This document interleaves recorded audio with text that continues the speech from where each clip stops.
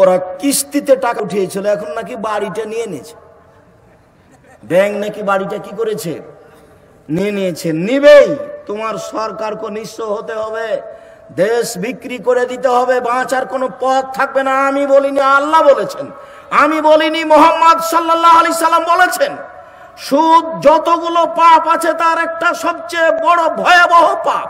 সুদে পরকাল যেমন হারাই, ইহকালে তেমন হারাই। ইহকালেও নিঃস্ব হয়ে যায়, ফকির হয়ে যায়, তাকে ভিক্ষে চেয়ে খেতে হবে, তার ছেলে মেয়েকে, তার নাতি নাতিনকে ভিক্ষে চেয়ে খেতে হবে, এটাই কথা। আমি বলিনি, আল্লাহ বলেছেন। আমি বলিনি, মোহাম্মদ সাল্লাল্লাহু আলাইহি সাল্লাম বলেছেন। অতএব যে কোনো মূল্যে তাকে সুদ থেকে ফিরে আসতে হবে। এত বড় পাপ হলে আপনাকে আমি একটু আশ্বস্ত করতে চাই এই মর্মে, এই ছেলে, ওই যে ওই ছেলে আপনার পাশ দিয়ে হাঁটছে, ও হাঁটছে কি করে? আপনি তাকে বসতে বলতে পারছেন না? ও যে আরো 5 জনের বক্তব্য ক্ষতি করে, আপনার এত ব্যস্ততা কেন? ধৈর্য কোথায় হয়ে গেল, কোথায় হারিয়ে গেল? ধৈর্য কি ঘোড়ার ডিম? মানুষে বলে ঘোড়ার ডিম, ঘোড়ার ডিম কেউ দেখেনি তো ধৈর্যের কথা মানুষে বলে, ধৈর্য কি ঘোড়ার ডিম? আমরা তো এখানে বসে আছি, আমি তো রাজশাহী থেকে এসেছি, আমি তো এতক্ষণ এখানে বসেই ছিলাম, তারপর আমি কথা বলছি। আপনি আমাকে কি দেখাতে চাচ্ছেন? আপনি আমার দয়া করে আপনার প্রয়োজন দেখাবেন না আমাকে, যেহেতু আপনাকে আমি সারা রাত এখানে বসে রাখবো না। টিভি চালু করে দিয়ে ঘুমিয়ে যান, সকাল 8টা পর্যন্ত টিভি চলতে থাকে। আর এখানে 1 ঘন্টা বসে থাকতে আপনাকে ইতস্তবোধ লাগে, শরম বোধ লাগে?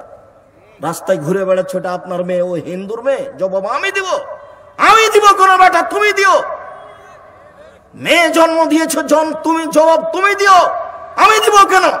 আমি তাকে গার্মেন্টসে চাকরি দিয়েছি নাকি? গার্মেন্টস আমি খুলেছি, তুমি গার্মেন্টস খুলেছ, তুমি তাকে চাকরি দিয়েছ, তুমি আর তার বাপ জবাব দিও বিচারের মাঠে, আমি জবাব দিব। আমি দিন রাত আপনাকে বলে আসছি, রাসূল সাল্লাল্লাহু আলাইহি সাল্লাম এক সফর থেকে আসছিলেন, মদিনায় ঢুকবেন এমন পর্যায়ে তিনি বললেন, এই সবাই এখানে অবস্থান করো। জাবের বলছেন, আল্লাহর নবী আমি নতুন বিবাহ করেছি, আমাকে বাড়ি যেতে দেন।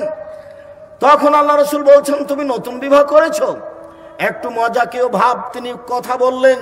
তিনি বললেন, বিকরাম সাইয়্যিব, অবিবাহিতা মেয়ে বিবাহ করেছো না বিবাহিতা মেয়ে বিবাহ করেছো? তিনি বললেন, আমি বিবাহিতা মেয়ে, তালাক প্রাপ্তা মেয়ে বিবাহ করেছি।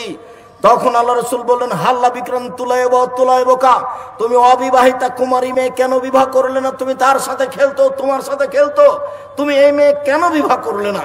তখন জাবের বলছেন, আল্লাহর নবী শোনেন, আমার পিতা উহুদের যুদ্ধে শহীদ হয়েছেন 6 জন মেয়ে রেখে।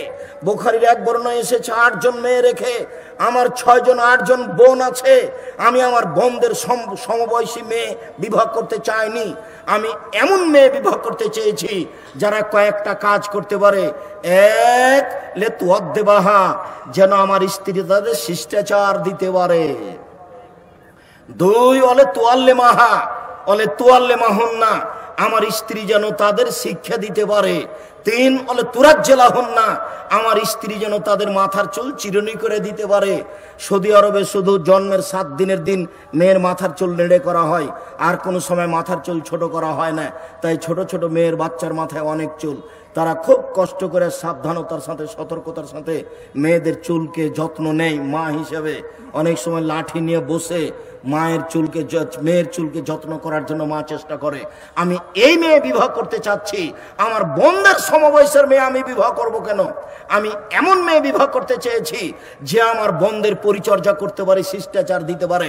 এই ছেলে, এই এখন যে ওই মেয়েটা হাঁটছে, এখন ওই দেখো একটা মেয়ে, ওর বাপ আছে এতে চট্টগ্রামে, ওর বাপ আছে নীলফামারীতে, ও এখানে হাঁটছে। এখন জবাব আমি দিব না ওর বাপ দিবে? জবাব তুমি দিও, আর ওর বাপ দিতে হবে বিচারের মাঠে। জন্ম দেওয়া বড় কথা নয়, বিচারের মাঠে জবাব দিতে হবে, এটাই হলো বড় কথা। উপার্জনের মধ্যে অর্থ সম্পদ যেমন, ছেলে মেয়ে তেমন। দিন কাটাচ্ছে মাঠে এসে, আর বাপ তাসবিহ পাঠ করছে লন্ডনে, মেয়ে এসেছে এখানে ঢাকা বিশ্ববিদ্যালয়ে পড়ে, আর একজনের সাথে প্রেম করে দিন কাটায়, আর বাপ চলে গেছে তাবলিগে লন্ডনে, ওখানেও তাসবিহ টিপছে। 2 তাসবির বিচার হবে বিচারের মাঠে, অত সহজ নয় বিচারের মাঠ। আলিয়াউমা লা তামলিকু নাফসুন লিনাফসিন শাইআ আলিয়াউমা ইয়াউমাজিন আল আমরু ইয়াউমাজিন আলিয়াউমা লা তামলিকু নাফসুন লিনাফসিন শাইআ আল আমরু ইয়াউমাজিন লিল্লাহ। আল্লাহ বিচারের মাঠে বিচার শুরু করার পূর্বে বলবেন, আজ কেউ কারো কোনো উপকার করতে পারবে না, আজ কেউ কারো কোনো কাজে আসবে না, একচ্ছত্র মালিকানা আমার হাতে। বিচারের মাঠে তিনি বলবেন, রাজা ধীরাজ আমি, দেশের রাজা স্বৈরাচারী স্বেচ্ছাচারী অহংকারী বদ মেজাজিরা কোথায়? আনা মালিকুল আমলাক, আমি হচ্ছি রাজা ধীরাজ। সেদিন এই কথা ঘোষণা দিয়ে তিনি বিচার আরম্ভ করবেন। সেদিন বাপ বেটি বুঝতে পারবে এইভাবে অন্যায় করা কি জিনিস, এইভাবে গার্মেন্টসের সময় কাটানো কি জিনিস। আমি মেয়েদের মান মর্যাদার বিরুদ্ধে কখনো বলিনি, আমি মেয়েদের মান মর্যাদার রক্ষার জন্যই বলেছি, তাদের বিরুদ্ধে আমি কোনোদিন বলিনি। তবে যারা এইসব জায়গায় আছে জব তাদেরকে দিতে হবে, এ কথাই ঠিক। বরং আমি এই কথাই বলেছি, রাসূল সাল্লাল্লাহু আলাইহি ওয়াসাল্লাম বলেছেন মেয়েদের জন্য জান্নাতের সব দরজা খোলা, যদি মেয়েরা 4টা কাজ করতে পারে। যদি মেয়েরা 4টা কাজ করতে পারে তাহলে জান্নাতের সব দরজা খোলা। 1, 5 ওয়াক্ত সালাত আদায় করবে। 2, রমজান মাসের রোজা সিয়াম পালন করবে। 3, স্বামীকে মেনে চলবে। 4, জরুরি প্রয়োজন ছাড়া বাইরে যাবে না। 1, 5 ওয়াক্ত সালাত আদায় করবে। 2, রমজান মাসের সিয়াম পালন করবে। 3, স্বামীকে মেনে চলবে। 4, জেনায় লিপ্ত হবে না। যদি এই 4টা কাজ তারা করে যায় ঠিক মতো, তাহলে তাদের জন্য জান্নাতের সব দরজা খোলা। 1, 5 ওয়াক্ত সালাত আদায় করবে। 2, রমজান মাসের রোজা থাকবে। 3, স্বামীকে মেনে চলবে। 4, জেনায় লিপ্ত হবে না। যদি দুর্ঘটনা হয়ে যায় তাহলে আজ থেকে তওবা করতে হবে। মানুষ যদি তওবা করে তাহলে তার অতীতের পাপকে আল্লাহ নেকি দিয়ে পাল্টে পূর্ণ করে দেন।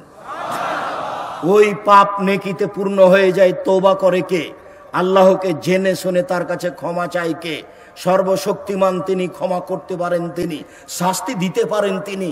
এই স্বীকৃতি দিয়ে যদি কেউ ক্ষমা চায় তাহলে সত্যই আল্লাহ বলেছেন যেটা সেটাই বাস্তবায়ন হবে, তার পাপ নেকিতে পূর্ণ হবে। অতএব অতীতকে হিসাব করে আল্লাহর কাছে ক্ষমা চাওয়ার জন্য তোমাকে বলছি, এই উপস্থিত মেয়ে তুমি সাবধান হও, সতর্ক হও। আপনাকে বলছি, ব্যবস্থাপনা আপনি নিয়েছেন, পদক্ষেপ আপনি নিয়েছেন, মেয়ে আপনার, জবাব আপনাকে দিতে হবে। সম্মানিত দিনী ভাই বোন, বলছিলাম সুদ চিরদিনের জন্য হারাম। রাসূল সাল্লাল্লাহু আলাইহি সাল্লাম বলেন, যে সুদ খায় তার উপরে অভিশাপ, যে সুদ দেয় তার উপরে অভিশাপ, যে সুদের কথা লিখে তার উপরে অভিশাপ, যে সুদের উপরে সাক্ষী থাকে তার উপরে অভিশাপ। এরা সবাই সমান। যে সুদ দেয় তার উপরে অভিশাপ, যে সুদ নেয় তার উপরে অভিশাপ, যে সুদের কথা লিখে তার উপরে অভিশাপ, যে সুদের উপরে সাক্ষী থাকে তার উপরে অভিশাপ। ব্যাংকে টাকা রাখতে গেলে সাক্ষী লাগে, একজন নেয়, একজন লিখে, আর একজন সাক্ষী থাকে।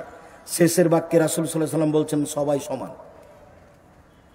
হাদিস মুসলিম। বাঁচার কোনো পথ নেই এখানে। নিরুপায় হয়ে যেটা চলে আসছে সেটা আর নিজে থেকে সুদ গ্রহণ করা, দুটা এক নয়। সম্মানিত দিনী ভাই বোন, আব্দুল্লাহ ইবনে হানজালা আল গাসিল তিনি বলেন, রাসূল সাল্লাল্লাহু আলাইহি সাল্লাম বলেছেন, মায়াকুল দিরহাম ওয়া ওয়াহিয়া আলাম আসাদু মিন সিত্তাতি ওয়া সালাসিনা জিনিয়া। কেউ যদি জেনে শুনে 1 টাকা সুদ খায়, 36 বার জেনা করে যত পাপ হবে, 1 টাকা সুদ খেলে তার চেয়ে বেশি পাপ হবে। সবচেয়ে ন্যাক্কারজনক, নোংরা, গর্হিত পাপ হচ্ছে জেনা। আবু যার গেফারি রাদিয়াল্লাহু তাআলা আনহু বলেন, আমি একদা আল্লাহ রাসূলের পাশে আসলাম, দেখলাম তিনি ঘুমিয়ে, আমি ফিরে চলে গেলাম, আবার আমি আসলাম, তিনি আমাকে দেখে বলছেন, আবু যার গেফারি শোনো, কেউ যদি বলে লা ইলাহা ইল্লাল্লাহ তাহলে সে জান্নাতে চলে গেছে। তখন আমি আবু যার গেফারি বললাম, ওয়াইন জানা ওয়াইন সারাকা, চুরি করলে জেনা করলেও যাবে। আল্লাহর নবী বললেন, ওয়াইন জানা ওয়াইন সারাকা, চুরি করলে জেনা করলেও যাবে। আমি আবু যার গেফারি অবাক হয়ে বললাম, ওয়াইন জানা ওয়াইন সারাকা, চুরি করলে জেনা করলেও যাবে? তিনি বললেন, ওয়াইন জানা ওয়াইন সারাকা, চুরি করলে জেনা করলেও যাবে। তৃতীয়বারে বললেন আবু যার গেফারি,